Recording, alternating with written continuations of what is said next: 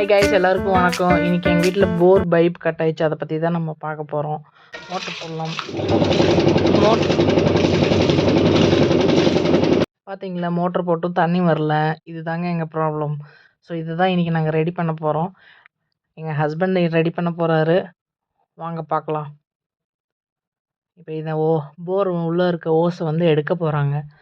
பாருங்கள், இந்த இடத்துல தான் கட் ஆகிருக்குது. அது ஸ்டீல் பைப் வச்சு ஜாயின் பண்ணிகிட்ருக்காங்க. அது வேறு ரொம்ப டைட்டாக இருக்குங்களா, ரொம்ப ப்ரெஷ் பண்ணி தான் அதை ஜாயின் பண்ணிகிட்ருக்காங்க.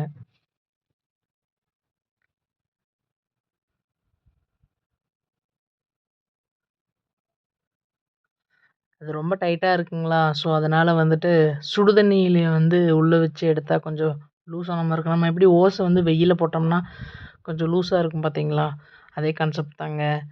பாருங்கள், அப்பயும் வந்து அது டைட்டாக தாங்க இருக்குது. அப்பயும் அதை வந்து போடவே முடியலைங்க. ரொம்ப ப்ரெஸ் பண்ணுறாங்க.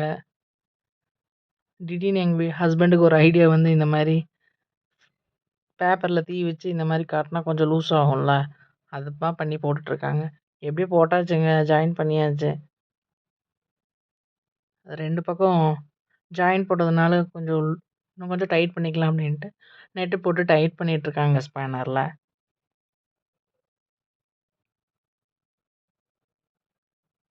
எப்படியோ ஜாயின் பண்ணியாச்சுங்க. இப்போ இந்த தண்ணி வருதுன்னு சொல்லி நம்ம மோட்டர் போட்டு செக் பண்ணிக்கலாம்.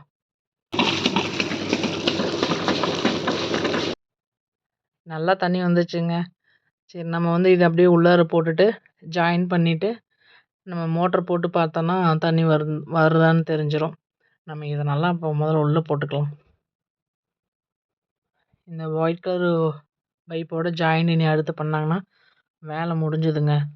பார்த்தீங்களா, இதில் ஒரு ஒயிட் கலர் பைப் இருக்குங்களா, இது ரெண்டையுமே வந்து ஜாயின் பண்ணோம்னா அவ்வளோதான்.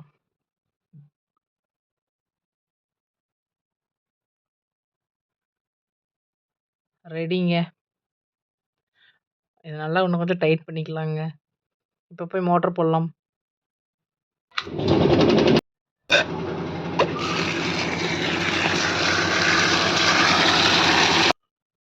எப்படியும் மோட்டர் போட்டு தண்ணி சூப்பராக வந்துருச்சுங்க. எங்கள் ஹஸ்பண்டே ரெடி பண்ணிட்டாரு. Okay, bye guys, next video பார்க்கலாம்.